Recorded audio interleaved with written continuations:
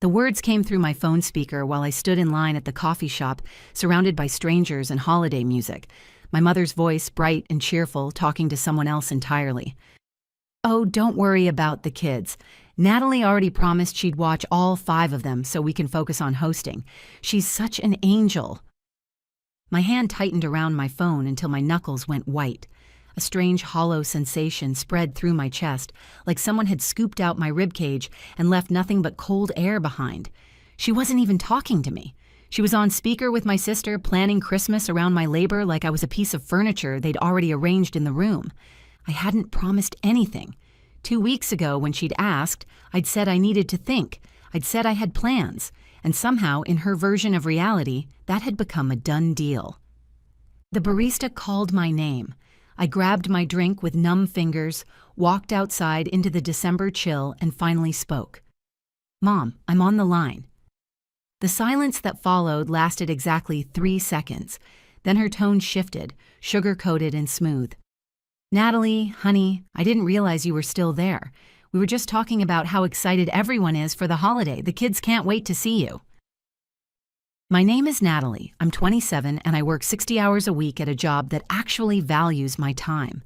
This is the story of how I stopped being my family's free childcare and made them finally see what they'd been taking for granted. Standing on that sidewalk with my coffee turning cold in my hand, I understood something I'd been avoiding for years. My mother had never asked me to watch 5 kids over Christmas. She had simply decided I would, announced it to everyone, and assumed guilt would handle the rest, the way it always had. "Mom," I said carefully, "I told you I have a trip planned. I've been saving for it all year." She laughed, that dismissive little sound I knew so well. "Oh, that. Well, you can move it, can't you? It's not like you have a husband or children to work around. Your schedule is flexible. Family comes first." Flexible.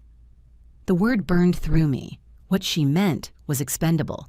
What she meant was that my vacation days, my savings, my carefully protected time off didn't count as real because I hadn't reproduced yet. "I can't move it," I said. "The tickets are non-refundable." "Natalie." Her voice dropped into that low, warning register. "Don't be difficult. Your sister and your brother both have families. They need a break. You're the only one who can handle all 5 kids at once. You know how they get when there's no structure." Behind me, a family walked past, 2 parents holding hands with a toddler between them, swinging the child up with each step. The kids squealed with delight. Nobody looked exhausted. Nobody looked like they'd been voluntold into happiness. "I never said yes," I told her. "You shouldn't have told everyone I did." "You didn't say no either." Her reply came fast and sharp. "And I know you'll do the right thing once you've had time to think about it. We're all counting on you." She hung up before I could respond, confident the guilt would work. It always had before. I stood there on the sidewalk, coffee going cold, watching my breath cloud in the air. For years, every holiday had played out the same way. My sister needed a night out, so I watched the twins. My brother double-booked himself, so I covered. Last Christmas, I'd skipped my office party to drive 3 hours and babysit while everyone else went to a concert. The year before that, I'd spent New Year's Eve with a fever and 3 toddlers so my sister could have one evening of freedom. My phone buzzed. The family group chat lighting up with confetti emojis and excited messages about the big holiday plans. My brother wrote that he couldn't wait to finally relax. My sister posted pictures of the matching outfits she'd bought for the kids, and right there in the middle of the thread, my mother had written, "Natalie already promised to take all the kids so we can focus on hosting. She's such a lifesaver. We'd be lost without her." Promised. That word again. Something shifted inside me, not the dramatic crack I'd always imagined, but something quieter, a knot loosening, a decision clicking into place. That night, I called my best friend Diana.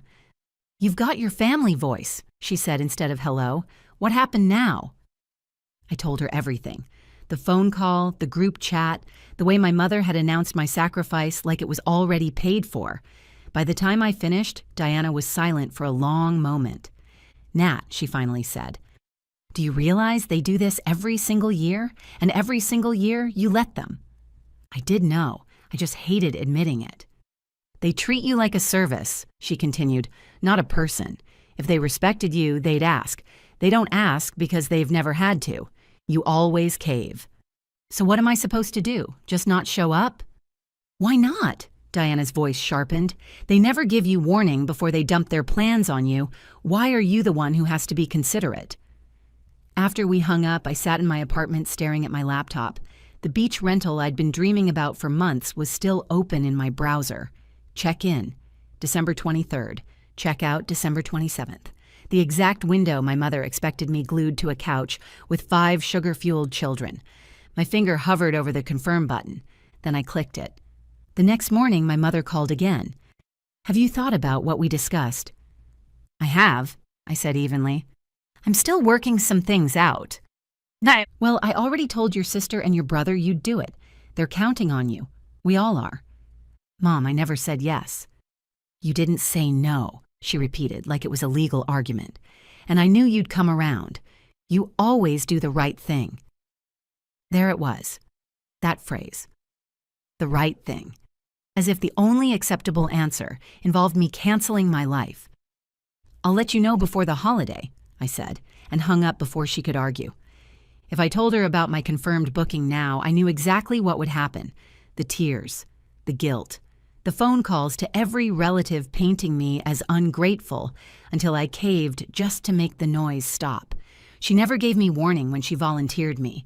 She never checked how her plans would affect my work or my life.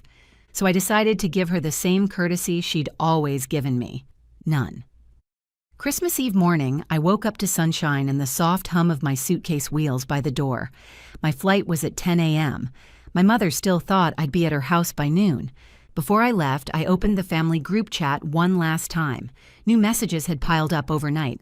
My sister complaining about glitter, my brother whining about last-minute shopping, my mother's latest post. Natalie will be here tomorrow to take the kids so we can finish everything.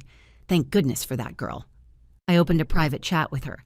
I wanted to remind you that I never agreed to watch the kids this year. I'll be out of town over Christmas. I hope you all have a great holiday, but I won't be babysitting. I attached a screenshot of my flight confirmation and a photo of my packed suitcase with my beach hat on top. The typing dots appeared almost instantly. Out of town? What are you talking about? You knew we were counting on you. I'm not changing my mind, I wrote back. I told you weeks ago I had plans. I'm just not canceling them this time. The accusations flooded in. Selfish, ruining Christmas. Her voice in my head, even through text. I put my phone on silent, grabbed my suitcase, and walked out the door. At the airport, I sat by the gate with my headphones in, watching holiday chaos swirl around me. Half an hour before boarding, I checked my phone. The group chat had exploded. Wait, what do you mean Natalie isn't coming? Mom, I thought you said she promised. You told us it was handled. For once, the frustration wasn't aimed at me. It was aimed at her. I typed one message into the group chat. I'm not a built-in babysitter. I love you all, but I'm not spending every holiday watching 5 kids while everyone else gets a break. I told Mom I had other plans. I'm on my way out of town. You'll need to figure something else out. My mom called before the read receipts even finished loading. I could hear chaos in the background, wrapping paper, cartoons, at least one child screaming. How could you do this to me? She demanded. Everyone is coming over tonight. The kids are already here. Do you know how much work I have? You should have thought about that before you planned everything around me without my consent. That trip is more important than your family? That trip is more important than being taken for granted. Stunned silence, then a crash in the background, a child yelling, something hitting the floor. This can't be happening, she whispered. It is, I said, and you made it happen when you told everyone I'd promised something I never agreed to. When my boarding group was called, I stood up and said the words I'd been afraid to say for years. I hope you have a great Christmas, but this year you'll have to figure it out without me. I hung up before she could respond. The plane landed 4 hours later to a slot machine of notifications, missed calls, voicemails, 43 messages in the family chat. I opened the thread. The first messages were confusion and blame. Mom, you said she promised. Why did you tell us it was handled? Then my sister, sounding genuinely shaken. We booked everything based on what you said. For years, I'd been so busy performing the role of dependable daughter that I hadn't realized I was also the scapegoat. the built-in solution whenever my mother overpromised. A video call popped up. "Mom." I answered. Her face filled the screen, flushed and frantic. Behind her, the living room looked like a toy store had exploded. 2 kids wrestling on the floor, one crying on the couch, wrapping paper everywhere. "What do you think you're doing?" she demanded. I angled my camera just enough to show the edge of the pool behind me, the palm trees, the blue sky. "I'm on vacation," I said calmly, "like I told you I would be." She stared at the screen like she was looking at a crime scene. "You're really there." "I'm really here!" A scream rang out behind her. One of the twins shoved the other. Something crashed. "You should be here," she snapped. "This is your responsibility." "Why?" I asked quietly. "Because I'm the only one without a spouse? Because I don't have kids yet? Because you decided that makes my time worthless?" She opened her mouth, then closed it. "You know I can't do all this by myself," she said, falling back on her favorite line. "I thought you understood. I thought you cared." "I do care," I replied. "I've cared so much I lost count of the holidays I gave up, but I'm done caring alone." "Nat, you're punishing me." "Maybe, or maybe I'm just refusing to keep punishing myself."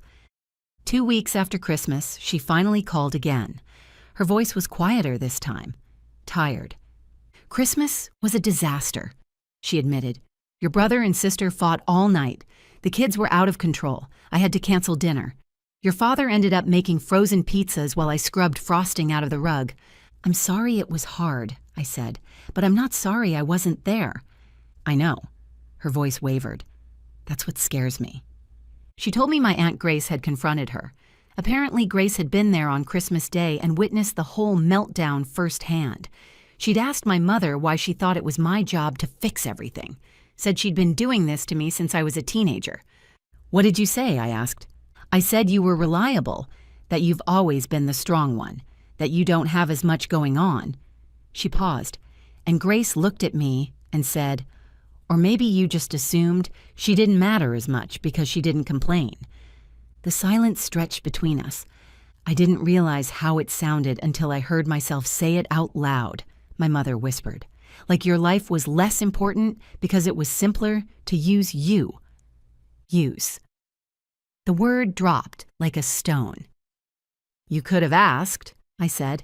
"You could have treated my time like it mattered." "I know, and I'm sorry." It wasn't dramatic. It wasn't movie perfect, but there was something real in it. "I can forgive you," I said slowly, "but I'm not going to forget, and I'm not going back to who I was before Christmas." "I wouldn't ask you to." We talked about what would change. If they wanted me to babysit, they'd ask, not assume. If I said no, that was final. No guilt trips, no smear campaigns. And if it was actual childcare and not just family time, they'd pay me like they'd pay anyone else. For the first time, I heard her flinch at the idea of paying for labor she'd been getting free for a decade. "I can do that," she said quietly. "One more thing," I added. "If you ever tell anyone I promised something I didn't, we're done." She was quiet for a long moment. "That's not who I want to be," she finally said. "I don't like the way I sounded this year. I don't like that you had to hurt us to get me to listen." A few weeks later, my sister texted, "We're thinking about a family barbecue in the spring. No babysitting, just hanging out. You in?" My brother followed up separately, which he'd never done before. "Hey, Nat, I get it now. Sorry I never said anything before. Hope you'll come." For the first time, it sounded like an invitation, not an assignment. Maybe that's the real revenge. Not screaming, not dramatic disowning, but forcing people to rebuild their world without assuming you're the foundation they get to stand on for free. I don't know how next Christmas will look. Maybe I'll be there, sharing hot chocolate and laughing with my nieces and nephews while my siblings take their own turns putting kids to bed. Maybe I'll be watching waves roll in somewhere warm. What I do know is this. They finally understand that if they want me in their lives, they have to treat me like a person, not a resource. They felt, in one brutal holiday, exactly how heavy the load is when I'm not there to carry it. And my mother, the woman who gasped, "This can't be happening," now knows her perfect plans fall apart without my consent, not my compliance, my consent. So tell me, Was I wrong for stepping back and letting them feel the chaos they'd always dumped on me?